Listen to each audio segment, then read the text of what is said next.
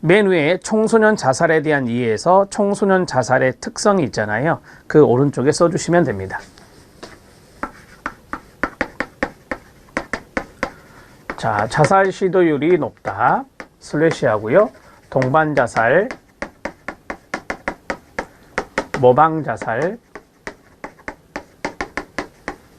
그 다음에 자살 충동, 한번 슬래시 하고요. 분명한 자살 동기,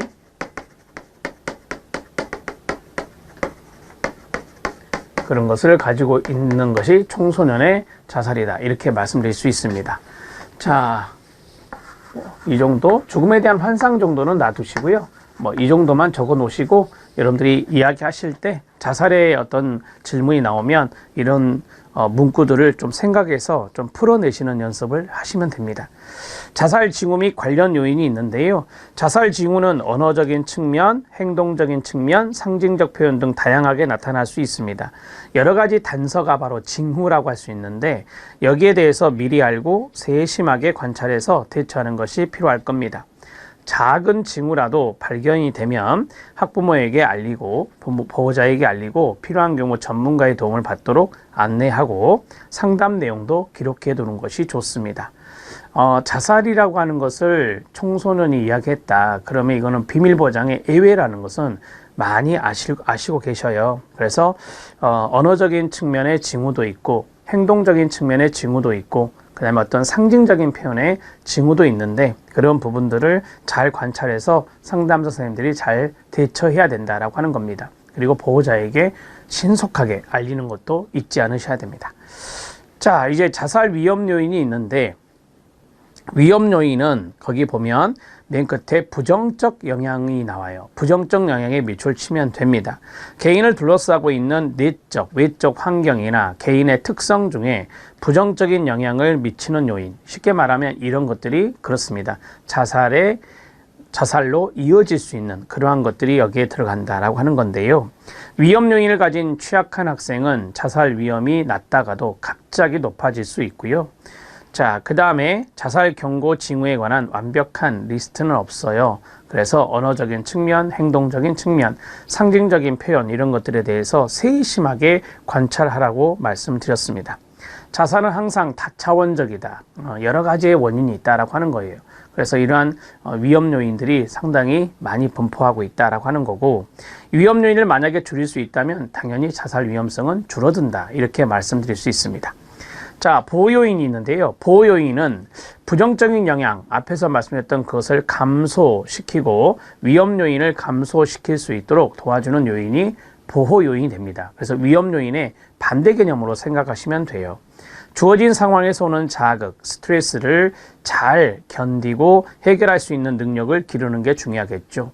이게 바로 스트레스 해소 능력입니다. 그 다음에 가족 간의 긍정적 가치관을 가지고 서로 지지하는 분위기를 만드는 것이 정말 중요합니다. 가족원 간의 지지적인 분위기, 그 다음에 교사의 지지, 허용이 가장 중요하고 위험을 감지하고 처리할 수 있는 관리 체계도 구축돼야 됩니다. 자, 우리가 이제 이걸 관리 시스템이라는데 자살 위험을 해결할 수 있는, 자살 위험을 미리 예방할 수 있는 그런 시스템 구축이 필요하다라고 하는 것을 말합니다.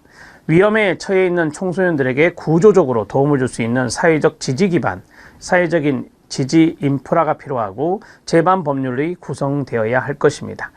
자, 구조적으로 도움을 줄 수 있는 것이라고 했는데 우리들이 청소년 상담 1388이라고 하는 것도 있고 그런 것이 이제 긴급하게 도와줄 수 있는 것이죠. 그 다음에 위기 청소년을 위한 청소년 안전망이라고 하는 것도 있고 이런 것들이 바로 여기에 해당될 수 있겠습니다. 제도화해야 된다라고 하는 것을 말하는 거예요. 자, 자살 보호 요인.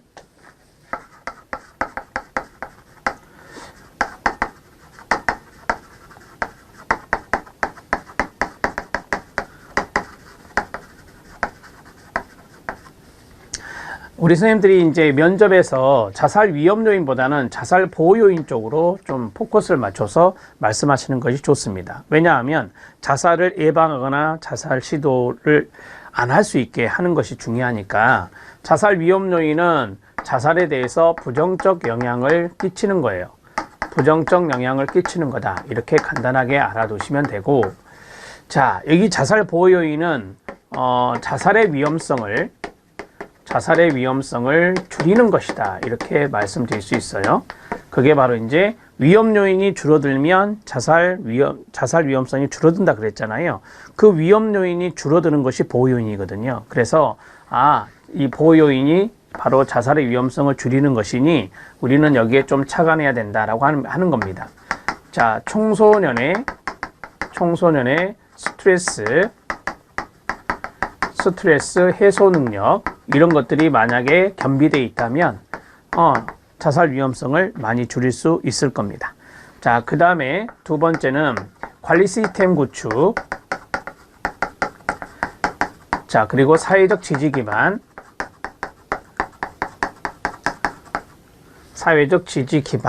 그리고 자살 예방 캠페인 이런 거 들어보셨잖아요. 그런 것도 여기에 해당될 수 있고요. 그 다음에 제도적인 마련 이런 것들이 필요하다라고 하는 것을 말합니다.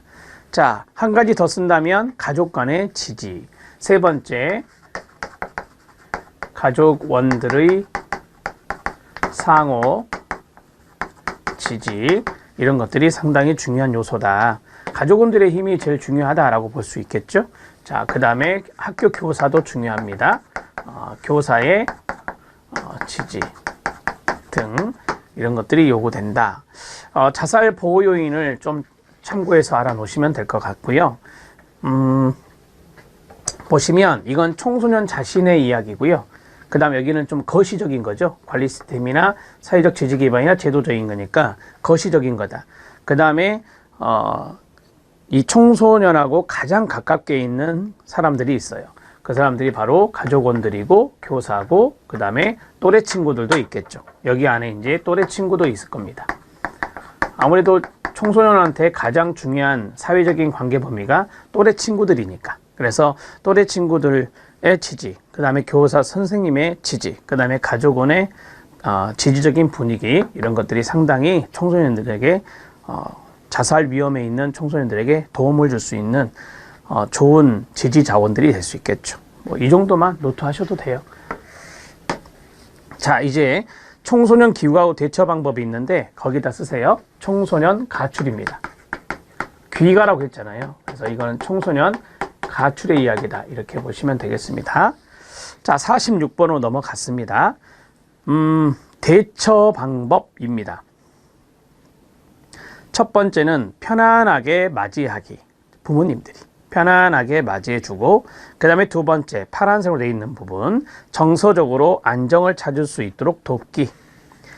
자, 형광펜 밑줄 쳐보세요. 그 다음에 3번, 큰 3번, 가출하게 된 자녀의 밉마음, 바닥에 있는 밉마음을 알아보기.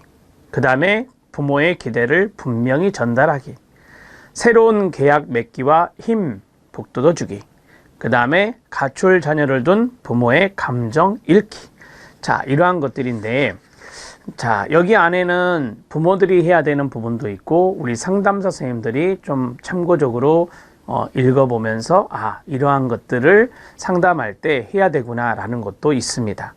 자, 첫 번째 편안하게 맞이하기, 마음 준비하기를 보면 가출했던 자녀가 집으로 들어오면 부모는 여러 마음이 교차되겠죠. 반갑기도 하고 원망스러운 마음도 들기도 하지만 이런 마음을 좀 접어두고 중요하게 생각할 것은 같이 읽으세요. 시작.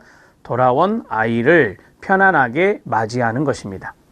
자, 따뜻하게 받아들이기. 자녀를 따뜻하고 진정으로 반기는 마음으로 안아주거나 등을 쓰다듬거나 손을 꼭 잡아주는 겁니다.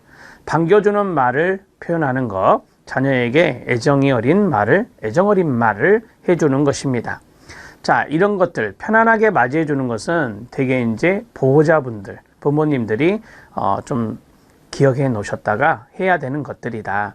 이것을 상담사 선생님이 부모에게 그렇습니다. 상담할 때 조언을 해줄 수 있겠네요. 정서적으로 안정을 찾을 수 있도록 돕기입니다. 신체적 상태를 관심 있게 살필 필요가 있습니다. 오랫동안 가정 밖에서 머물렀기 때문에 잘 먹이고 쌓였던 피곤을 풀 수 있도록 목욕을 시키거나 충분히 자게 하고 다친 곳은 없는지 세심하게 살펴봐야 되겠죠. 부모가 해야 할 일입니다. 안정된 시간 갖기입니다. 서로의 감정을 가라앉히기 위해서는 어느 정도 안정할 시간이 필요합니다. 이때 가출한 동안 있었던 일과 이유에 대해서 다그쳐 묻거나 아이의 눈치를 보면서 어쩔 줄 몰라 하면 서로 간의 긴장을 더 높이게 될 것입니다. 그래서 눈치 보면 자녀들도 눈치를 보겠죠. 그 다음에 어쩔 줄 몰라 하면 긴장감이 올라가겠죠. 다그쳐 묻거나 다그치거나 이래도 문제가 됩니다. 그래서 가출한 동안에 있었던 일, 그 다음에 가출한 이유, 여기에 대해서 조금 더 추후에 이야기하더라도 안정할 수 있는 시간을 충분히 줄 필요가 있다. 이런 것들을 이야기하고 있습니다. 가출하게 된 자녀의 밉마음을 알아본다. 부모 자신의 놀란 마음을 전달하거나 자녀를 교육, 설득하기에 앞서 자녀가 왜 집을 나갔는지에 대한 밉마음을 이해하고 적절한 대처 방안을 찾아야 합니다. 자, 밉마음은 집을 나갈 수밖에 없었던 그런 동기랄까요? 그런 부분들이 있겠죠. 그런 부분들을 좀 이해하면서 여기에 대해서 그 밉마음이 계속해서 또 생겨날 수 있잖아요. 그래서 여기에 대해서 적절한 대처 방안을 찾을 필요가 있습니다. 부모의 기대를 분명히 전달할 필요도 있습니다. 가출에 대한 부모의 의견을 분명히 이야기해 주고요. 부모 자신이 가정 내 변화를 위해서 어떤 노력을 할 것인지 약속도 해야 합니다. 가출만 하지 않으면 무엇이든지 다 해주겠다. 그런 것은 좋은 방법이 아닙니다. 그래서 부모의 의견을 분명히 전달하고 그 다음에 부모에게 약간의 문제가 있어서 자녀들이 가출하는 경우도 있거든요. 그래서 부모들이 이제 너의 밉마음을 알았으니 너의 마음을 이해했으니 부모로서 이렇게 하겠다. 가정 내에서 이렇게 좀 변화되기 위해서 노력하겠다. 이런 것을 부모가 이야기할 수 있도록 해야 될 것입니다. 지금 이것을 한 바퀴 돌리면 이러한 내용들을 우리 상담사 선생님들이 가출했다가 돌아온 자녀의 부모에게 상담하는 이런 방법들이 필요하겠죠. 새로운 계약 맺기와 힘 북돋아주입니다. 가출하지 말자는 새로운 계약과 가출에 대처할 수 있는 방법이 있는데 그것을 같이 정하는 겁니다. 이런 것들을 앞에서부터 이제 부모의 기대를 전달하고 하는 가운데 이제 서로의 약속이 또 있겠죠. 자녀들과 부모들 간의 약속이 있는데 그 약속을 이제 계약이라고 생각하시면 돼요. 자, 그 다음에 가출 자녀를 둔 부모의 감정 읽어주기인데 부모는 자녀의 가출 사실을 다른 사람들에게 비밀로 하는 경우가 많죠. 상황을 수습하느라 자신의 감정을 정리할 경황이 없을 수 있습니다. 불안, 두려움, 실망, 분노, 배신감, 당혹감, 무력감, 좌절감, 슬픔, 우울, 수치심 이런 것들이 그렇습니다. 가출 자녀를 둔 부모들의 마음일 수도 있어요. 감정일 수도 있어요. 그것을 상담사 선생님들이 좀 읽어야 한다라고 하는 겁니다. 자, 이거는 가출했다가 돌아온 게 아니라 가출한 상태에서의 부모들의 마음이에요. 자, 자녀에게 무슨 나쁜 일이 일어나지 않을까 불안하고 걱정이 크고요. 어쩌면 이렇게 부모를 속을 썩일 수 있나 생각하면서 실망감, 아이에 대해서 화도 나고 실망하고 배신감도 느낄 수 있을 겁니다. 아이들의 돌출 행동에 대해서 당혹스럽고 자녀 교육에 실패했다는 무력감이나 좌절감 이런 걸 느낄 수도 있을 겁니다. 그 다음에 시간이 지나면서 실망과 분노, 좌절감이 수치심으로 변하는 거예요. 슬픔이나 우울한 감정으로 변할 수 있습니다. 부모들의 감정이 충분히 정리되지 않을 때 부모는 우울증이나 무기력증에 빠질 수 있고 자녀가 귀가했을 때 이 감정을 다 자녀에게 퍼부을 가능성이 있거든요. 그래서 이런 것들을 우리 상담사 선생님들이 부모를 상담할 때 감정, 이런 감정들을 좀 읽어주면서 자녀가 이제 가출해서 돌아올 수 있잖아요. 귀가를 했을 때 어떻게 해야 된다라는 것을 상담사 선생님들이 부모에게 이야기를 해줘야 된다라고 하는 것을 말하는 것입니다.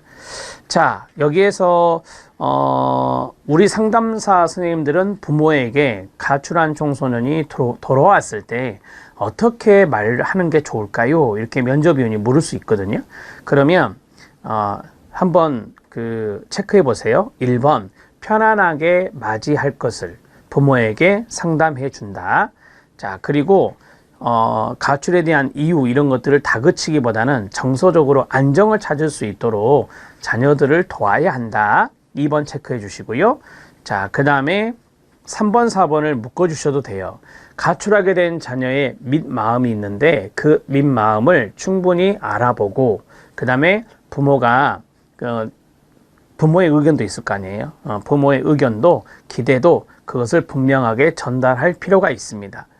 그리고 마지막으로는 좀 이렇게 자녀에게 힘도 북돋아 주고 부모도 변화되겠다라는 약속을 하고 가출을 좀 이제는 지양한다. 가출하지 않도록 이런 약속도 자녀들과 하는 것이 필요합니다라는 것을 상담하겠습니다. 이렇게 말하는 거죠. 여기까지거든요. 5번까지. 그래서 5번까지는 우리 상담사 선생님들이 가출한 청소년이 집으로 돌아왔을 때 그 부모에게 어떻게 상담해야 되는지 거기에 대해서 이야기를 한 거죠. 자, 이해되셨죠? 여기까지 이해하시면 돼요. 자, 그러면 여기 써보겠습니다. 가정밖 청소년이라고 한 거 아시죠? 가정밖 청소년이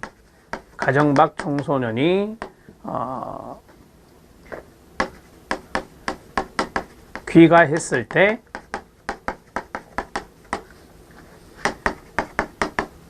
부모에 대한 상담은 면접위원이 이렇게 물어볼 수 있다는 거죠.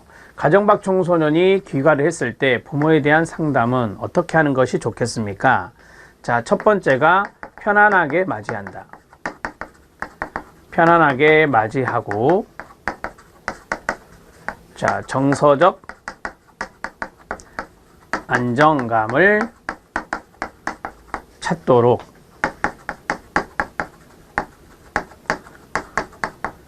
지지해 주는 것이 필요하다. 지금 부모에게 이야기하는 겁니다. 그 다음에 두 번째, 청소년 자녀의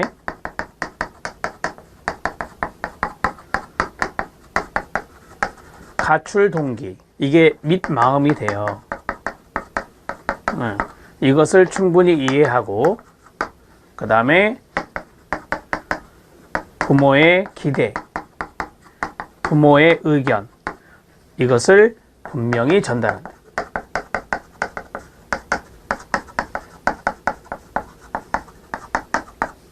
자, 마지막 세 번째는 청소년 자녀와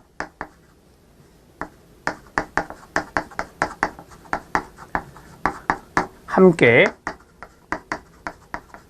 새로운 약속을 할 필요가 있죠. 부모들이 해야 할 것도 있고요. 자녀가 지켜야 될 것도 있겠죠. 그것을 교재에서는 새로운 계약이라 그랬는데 새로운 약속을 하는 것이다. 이렇게 정리를 하시면 됩니다. 약자입니다. 이렇게 정리하시면 돼요. 자, 이 정도로 정리해 놓고 말씀을 풀어 나가시면 되겠죠.